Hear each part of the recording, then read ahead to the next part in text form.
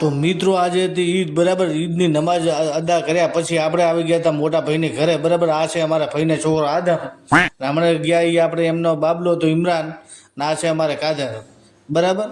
અમારે કેમ કે નાસ્તો ને એવું કરવાનું હતું ને આપણે મિત્રો બનાવતા વ્લોગ. પછી આપણે ઘરે આવી ગયા હતા મિત્રો, અમારે ધૂળોભાઈ, અબ્દુલ રહેમાન, પછી આપણે કાદર, પછી અરમાન ને આદમ, આપણે ઘરે ચા પાણી કરાયો, બરાબર.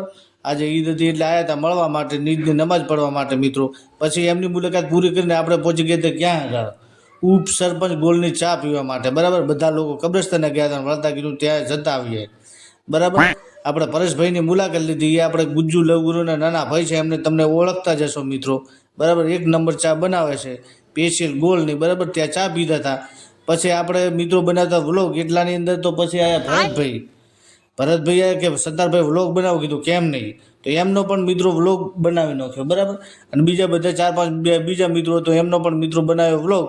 અમને બનાવી લેજો મિત્રો. જો અમારા અવનવર વ્લોગ જોવા માટે અમારી આઈડીને ફોલો કરવાનો મિત્રો ભૂલતા નહીં. એમની મુલાકાત પૂરી કર્યા પછી આપણે ગયા હતા મહેશભાઈને ત્યાં.